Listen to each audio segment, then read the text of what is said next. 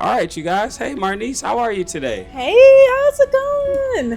All right, so we just want to do some brief introductions. It seems like we've been in this position back and forth on the camera before, but there are some others here along with you today.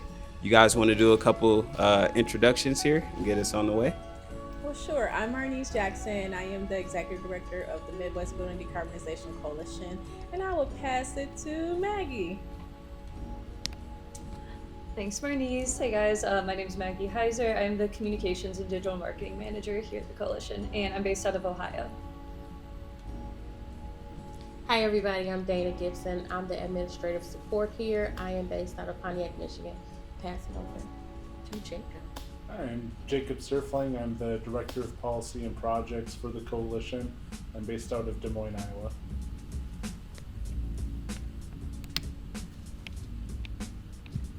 Hello everyone, my name is Eddie Davis II. I am based out of Detroit, Michigan, and I am the Grants and Development Director. Hello, I'm Terry Kush. I am the Operations Director and I'm based out of Washington, D.C. All right, so we got Midwest Building Decarbonization Coalition. Now, you guys are on a retreat. Where are we at right now? We're in the D. Tech Town, to be specific. That's what you're asking. Absolutely, absolutely. You guys have fun at the fireworks, the 4 fireworks yesterday? Yeah, I had a good time It was hanging cool. out there. Seeing the city. Yeah, I've never been to Detroit before, so it's nice to get a little on the ground tour. All right, so we got some questions here about your initiative and so on and so forth. So, Marnese, we're going to start with you again. Did you know a lot about decarbonization before joining Midwest Building Decarbonization? And if not, what made you think that, okay, I can get behind this? Well, yes, I have been doing this work since about 2006 when I graduated from Eastern Michigan.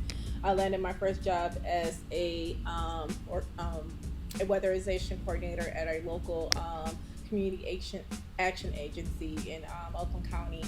And pretty much it's just making sure people and communities get their homes weatherized before they can go to the next step of getting an energy audit, which is related to the work that we do. We feel that, before you can get your house electrified, you have to do all the other steps to get your house weatherized, which may identify some things in your home that needs fixing. So I've been doing this work for quite some time, and yeah, I'm still excited about it because I know we spend majority of our times indoors.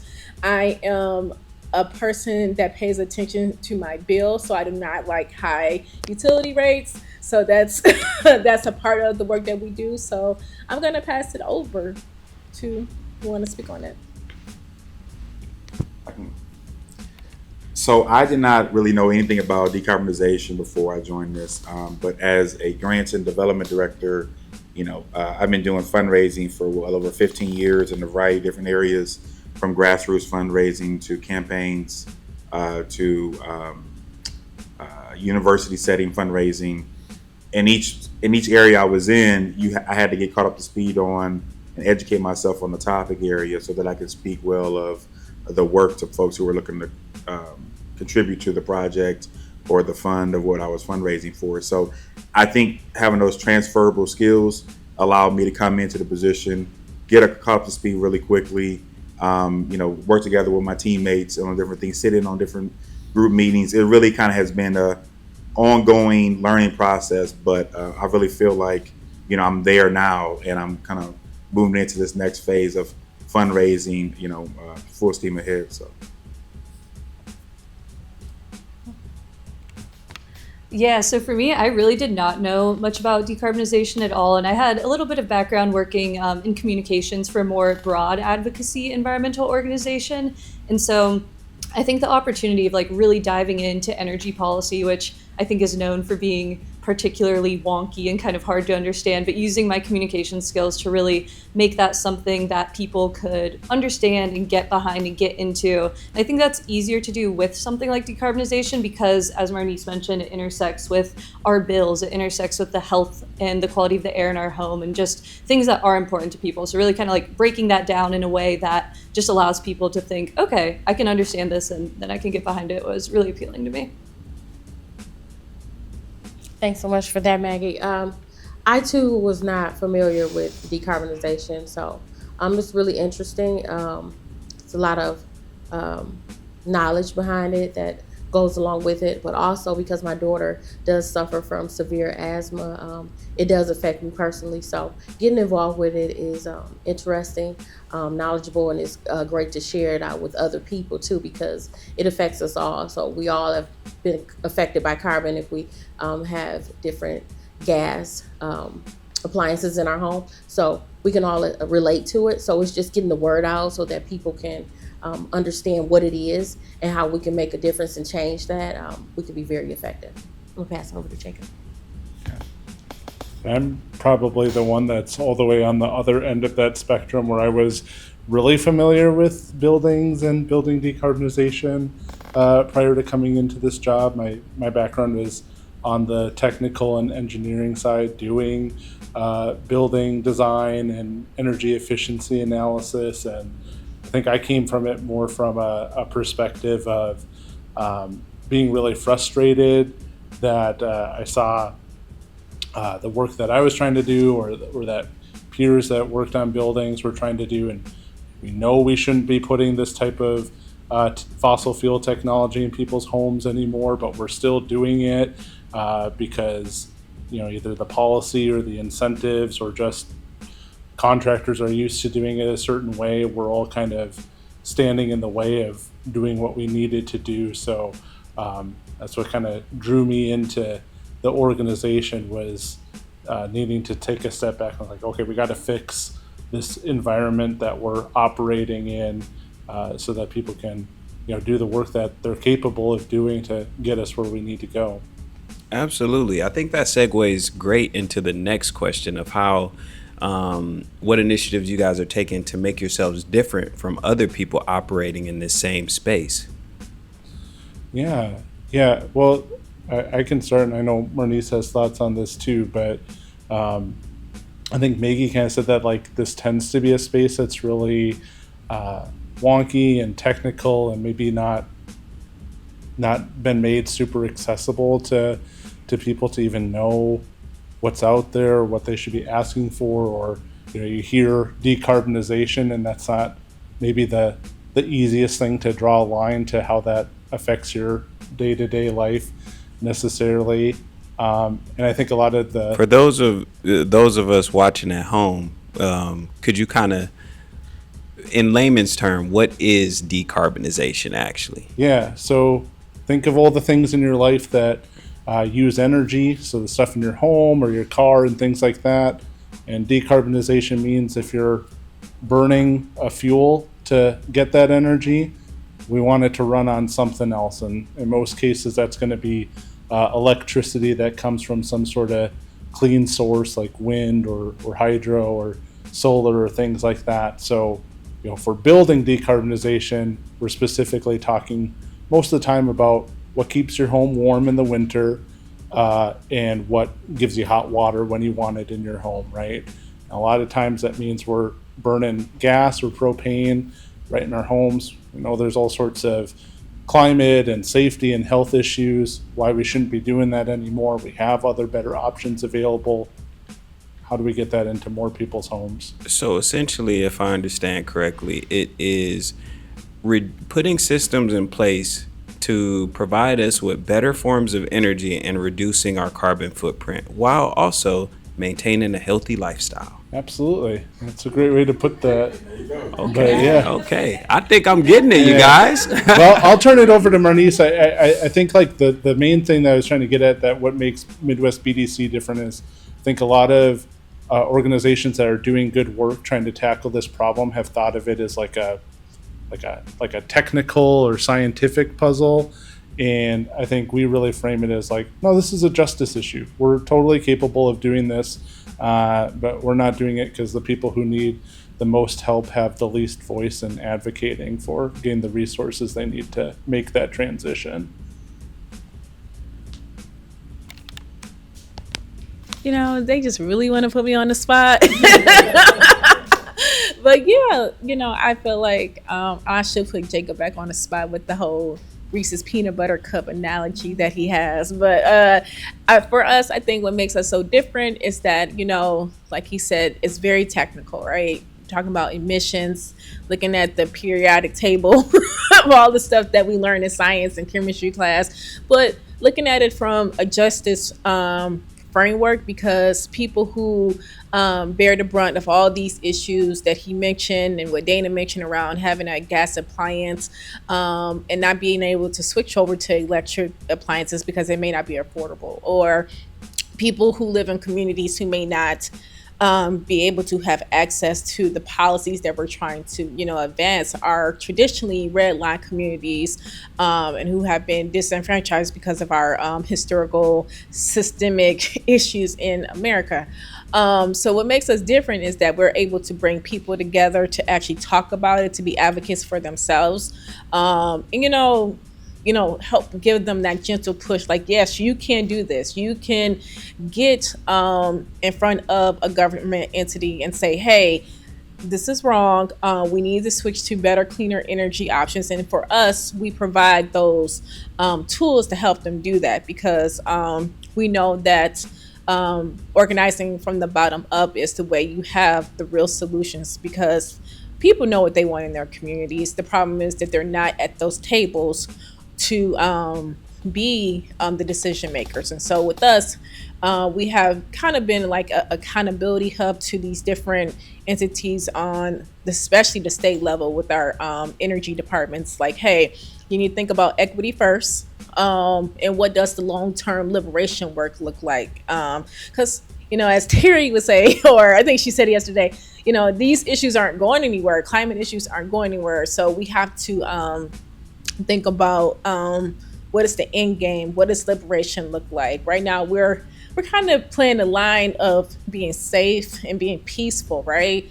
But what does it look like when we really think about, you know, liberation? That's like freedom for Black and Brown and Indigenous communities who, you know, bear the brunt of high utility rates, these health and upper respiratory health issues. So I just want to say what makes us different, because we let people come into our coalition, you know, from their lived experiences, and let them speak, of course, for themselves, but also we all learn how to coexist together, because that's just the way it's going to be in life, right? We don't all live in a bubble anymore. We have no choice but to learn how to work together. So I think that's kind of what makes us different. Okay. Let's hear from this side of the panel here, folks. You want to go first? Yeah, let Terry go first. Terry is actually really awesome when she. Yeah, I'm a little quiet. I it's a reason why I do operations. I like to be behind the scenes. But yeah, so I think for me, I mean, I step into this organization knowing that we have someone who is really unique in how she leads, but also the way that the organization is deciding to step into this space around decarbonization. I come from a background of working in progressive organizations in general that are doing things in the environmental space. So decarbonization to me is new in some ways, like I know about it, but I didn't really know to this degree. So it's been really enlightening for me for that reason. But I think the organization is doing it in a unique way, in that not only as they spoke about the equity piece of it, but we are taking that internally as well and how we operate as an organization. And so making sure that the leadership is standing up and it is reflecting that Brown and Black people as a part of the entire ecoscope, that it's important to also put that in the leadership so that the people can see that they can connect. It's not just people talking at them, but there's people, like Marnie said, real life experiences, and people that they can then say, oh, have you experienced this, or what does that look like? What does that mean? Tell me about one of your favorite experiences since working with the coalition. I would have to say I don't engage as much as the rest of the team has in working groups. So when I do get to have those opportunities to sit in on a meeting with a member or with the board or something like that, it's been really enlightening to see some of the conversations that are being had and hearing about some of these exact experiences and like what are the things that we are putting into place to support those things that people are feeling or experiencing. That's the other thing that I think is unique is that the organization has decided to put at least 40%, I believe is the amount. All the things that we receive, all the donations we receive, we have committed to really giving back, not just talking about it, like walking it too. So that to me has been really invigorating and enlightening. Again, I'm coming from a lot of different organizations that are talking about doing a lot of things, but they're not really putting the money there as well. So I think that's what's also unique about this organization. Okay. So I've only been in the organization since February, and that was about the same time that they got their 501c3 designation. And from a granting perspective, I think what surprised me was, and I say this every time I have an opportunity, whether it be with our working group or in our internal meetings, is if they're doing something that a lot of new organizations aren't doing when it comes to re-granting money back into the community, because we believe in the cause so much of empowering members to do things, to scale their projects up. So we're giving them opportunities with our participation stipend, or if you feel like your project is on a level where it can impact a larger group, we're doing empowerment grants. And so with those participation stipends, they're anywhere from $750 to $3,000 depending on the level, and then empowerment grants are $30,000. So we are really showing the commitment to the community and showing them that we believe in what you're doing. Here's a resource. We're not making it hard for you to do it. Just show us that you really want to do this, and we'll back you 100%. And so I believe that, even though I've only been here a short period of time, that to me is something that stood out. And when I was going through the process of interviewing, is another reason why I really kind of went hard after this position. And as the person who oversees that program, have really been drilling home to the folks as we start up our new application for July to launch, that, hey, this program is here. We really want to put this back into your hands in the community. Show us that you really want this, and we'll help you out. Absolutely. So I think that actually segues. Don't pass the mic just yet. I think that segues into a good question. Now, with you being involved with the grants and how that money actually gets into the communities to help folks, tell me about a big win. Well, there's a couple. I think the biggest one so far that I've been a part of is the Energy Foundation renewal that we got. So when I first came in, we had already had a commitment with them in a previous grant, and due to what people were experiencing coming out of the pandemic, people were changing their giving strategies. And they really, we didn't know that there was a chance that we might not get the same amount as before, but we did have to make the pitch in the case that we still deserve to get supported at the level that we were looking to get supported at. And I believe that once we had our initial meeting with the folks who were there, our representative, and they talked about what we were doing, we gave them an opportunity to look at us on the inside and the great work that Jacob put together with the proposal, Maggie's and her input, and then Marnese and I bringing it on home. They were very much impressed, and in that conversation, even though we got a reduced amount than we got the previous for not much, just a few dollars off, they did make a commitment to shore up where that shortfall was at, and they did come right back around to us again and got us another $175,000 support from a different grant. So I guess the win that I've seen so far, we're in the middle of a couple of ones that would turn out, I believe, into wins later. But that was, for me, right off the bat, something that impressed me, that folks who give, respect the work, they really believe in the mission, the cause, and we've shown them through transparency, and that the members showed up to support us in that way in receiving the money, that we can do this work, and we are a good partner for anybody who wants to support us going forward. So I really believe in it. Yeah, I'm gonna pass the mic over to Jacob to also talk about some wins because he have a lot going on in the policy and projects department. So I just wanted to say. Well, first, I think just to chime in on some of what Eddie was saying, I think it's a win just that we have seen funders begin to buy in or keep buying into the work that we're doing. Because I think, we talked about how we operate a little bit differently from others in the space. And I think in a way that maybe the folks with money aren't always super comfortable with. They're like anybody else. They like to win, and they like to see, I gave you this and this thing happened. And I think the way that we operate is sometimes a little bit slower to develop than that. So I think the fact that we've built that level of trust is definitely like a big picture win. And I think other things that I see are wins that we see developing, in terms of really growing a long-term coalition is when I see members that came into one of our working groups, and maybe when they started it was a totally new space to them, right? They didn't even know that they had a state office of energy development that housed all these different programs or things like that. It was new to them when we organized a letter or a meeting or something as the coalition to go to it.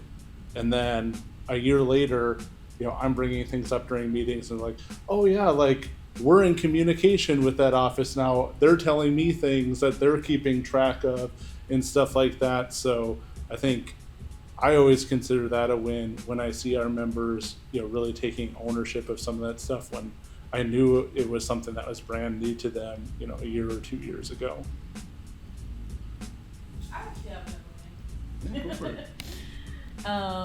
So the team, Jacob and Maggie, helped develop like toolkits for our Healthy Home Rebates program.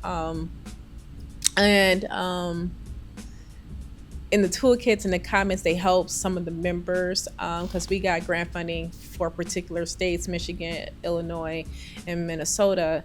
And some of our empowerment grant recipients are part of my respective sorority. And some people may say like, okay, the grants and committee, and this is their second year receiving the empowerment grant because they were out there doing work. But it was awesome to see some of the members actually testifying at the commitments and at the what is it called? Oh my gosh, Public Service Commission, or giving comments at their local city council. And it was good to see them in action doing like this work around a topic that's so huge. Actually, one of my sorors were like, okay, that word decarbonization is huge. Okay. And she just broke it down to the members or to the council people or to the group she was presenting at. And I felt like this is a win because we got an organization who knows how to speak to the community. They show up from a topic that they weren't used to, right? But they learned, and it was because Maggie and Jacob helped develop the content. Like, hey, we're doing something. This is actually working. They're actually excited about it. So I felt like that was a really, really good win. And just to see, something that I'm a part of out there doing the work, and I'm really excited about that. So. I have a little one. Okay. I'll add on to just real quickly. I think something else it's kind of like more encompassing than just like one, thing we got passed or one policy decision. But we've talked about like the building decarbonization aspect of it. We're located in the Midwest and we're focused on the Midwest, but the coalition that's tacked on to the end of our name, I think is also something that I'm just so increasingly proud of, and it kind of encompasses what everyone else was speaking to. Eddie talking about how we financially support members to join and come in, and then seeing, like Jacob mentioned, throughout the years of them becoming like really sustaining members and now taking on huge leadership roles and bringing in more people and just really building this group where we have folks who came in who didn't know what decarbonization was. We have folks who this is their day job, at another organization or at a firm or something like that. And so we really do have this breadth and that just really, I think it's building that power base of these things we're all passionate about and interested in. So with you being the head of like digital marketing and communications, you're the storyteller of the group. How you get the story of the coalition out there. Are there some things down the pipeline that you hope and dream will happen for the coalition that you'll be able to tailor that story to? Definitely. I think we've all got big dreams here. And I think something that's really exciting for me, Eddie, like he mentioned, he joined the team in February when we launched, and so has been really working hard to revamp our granting program. So that's the re-grants that we had mentioned, those empowerment grants and participation stipends. And so we'll be kicking that off in July. And like I mentioned, we're an 8-state region in the Midwest, and I would love to, visit those grant recipients in each of those 8 states and really spend some time with them to tell their stories. A lot of what we've done in the past is more digitally based, virtually. We meet on Zoom a lot, which is great. But now that we're staffing up, we're our own 501c3, and we kind of have more of those resources. I think that's something I can see this next year bringing. That would be really, really exciting for me. I know one thing that Maggie and I have talked about with that storytelling is that we have so many things that we work on as a coalition that are really like, you kind of plant seeds and they take a while to grow into something. And I think we definitely like to do a better job moving forward of like taking a step back periodically and like, okay, this like conversation we started with some like niche government office a year ago, and it didn't really seem like it went anywhere right away.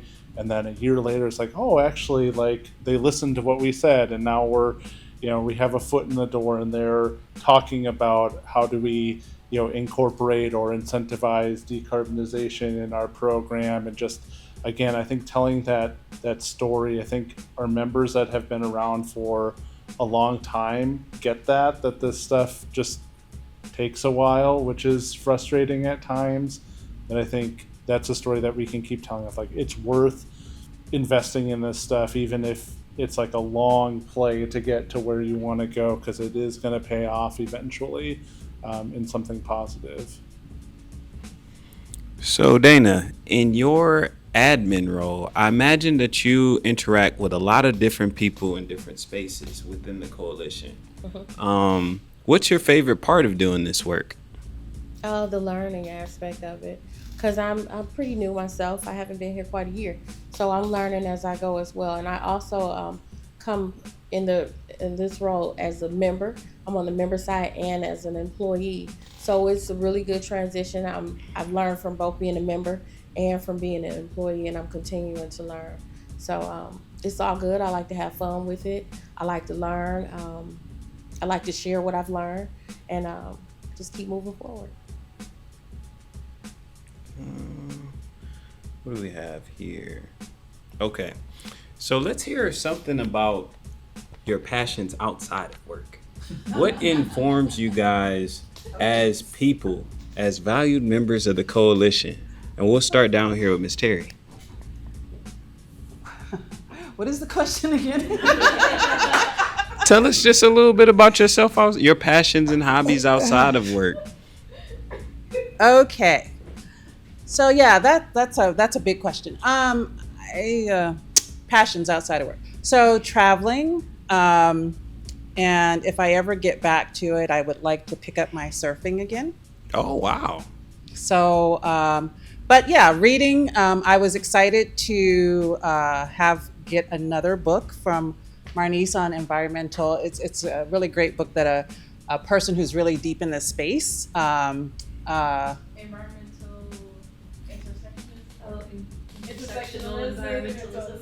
Intersectionalism and environmental. Well, but we're doing this a disservice. But the point being, I enjoy reading really good books, whether it's connected to the work I do or it's about, just like how to be a better human in the world, but also really good books that are fiction or nonfiction. So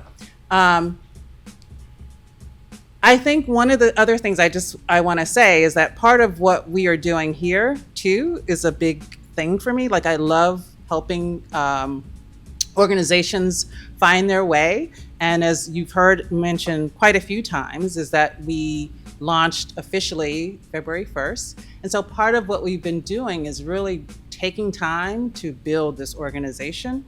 And to me, that's exciting. And that's the work that I enjoy doing immensely. So this has been really fun. Okay. Traveler, literature enthusiast, and rad surfer. Okay, surf's up. So I'm more of like I used to be more out there and doing things in terms of traveling and stuff like that. I do enjoy traveling like Terry, but now I've kind of sat down a little bit and, I am really much into cigars. So I'm like chill sort of Oh, you've thing. been to La Casa, huh? Yeah, but there's some other spots I've been to that I would recommend checking out. Loki and I can share those at a later time. Off camera. Yeah. But no, definitely cigars. Although I'm paring down how often I used to smoke them, I still partake in them here and there. I also am very much into jazz. So Cliff Bell's over there around the corner from where Comerica Park is located. Yeah, off a park. Unfortunately, I missed that. Yes.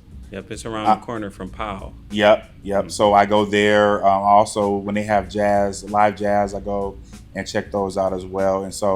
And I just picked up.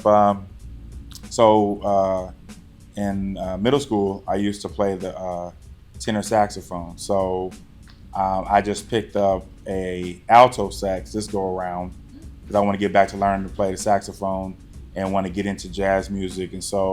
And playing it instead of watching somebody else do it. So I'm thinking about, picking that back up and trying to get into that. Since I love jazz and listen to it any chance I get. Yeah, man, just have fun with it. Hey, Wow. Marnie. Hey. Oh. I mean, that's awesome because I just picked back up my flute. So yeah, so I'm like, yes. Okay. Hold on. Wait. Do it right. Are we starting a little ensemble here? Yeah. So the flute, and I actually signed up for a piano class literally last night. I was like, I want to learn how to do this. Okay. But if you don't know me, I'm always traveling. Okay. So it's like, I can't wait to my next trip with or without the kids. Yeah, I said that. But I'm always traveling. I prefer to be in someone else's country besides ours. But I think I'm going to do a train ride across the country. Thanks, team, for that. Yeah. Thanks. I'm going to do that. And then I like kayaking. I'm actually going to go tomorrow after our retreat. I am going kayaking. I like to be by somebody's water. And of course, it helps me, exercise and all that. So let's see. And I do like a live concert, so I'm excited for Santana tonight. So my next concert after Santana is gonna be Earth, Wind & Fire and Childish Gambino and Timbaland, Missy Elliott. I like concerts. So here you go. Thank you. I pretty much enjoy just like being outside. I really like gardening. I have a garden this year at my home. Cooking with stuff from the garden, ideally.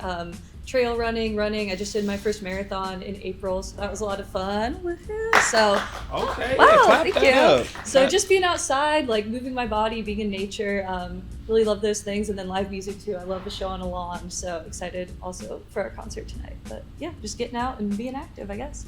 Right. I like to be out too. I really like to just hang out when I can. I don't do it often, but when I can, I enjoy it. I really love decorating. I love anything decorating. Party planning, that's just my thing. I do that naturally. I like fashion. Absolutely love it. I probably shop a little too much, but that's my thing. So that's what I like to do. Enjoy my family, my daughters. Get out, go places, see stuff, experience new things.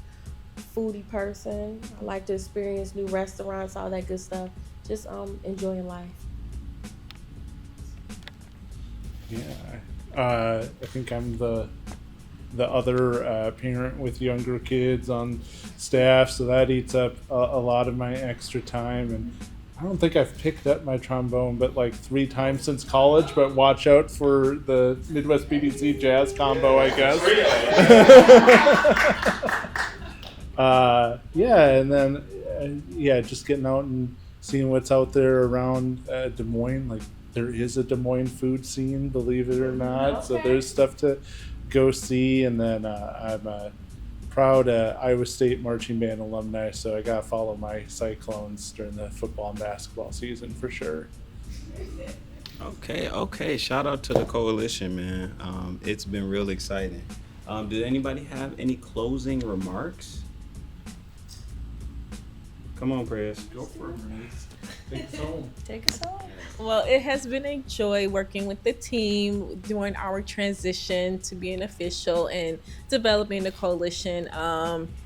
This is our staff retreat, and we do have 2 newer staff, one that's coming on. So shout out to Joanne Lee, who is our policy manager, and then our membership engagement director, who will be coming on soon. We're not going to announce that just yet, but surprise. So the team is growing, and hopefully we'll get our $1 billion so the team can grow even more, because we have a lot of work we want to do, right? So I want to work places that are awesome. I think we're pretty awesome. I mean, I've been here since the pandemic and 2020, and it's been a lot of different things that I really have found joy in since doing coalition building. And coalition building, for those who don't know, it's not easy, but it's also worthwhile, especially if you're a part of it, because you're a part of something that you couldn't do by yourself, right? So you need a lot of people to be a part of the table, and I like it because we do have a lot of people at our table: policy, engineers, architects, environmental and climate justice groups, individuals, youth, elderly. So we have a space for everybody, because everybody, climate change is obviously not going anywhere.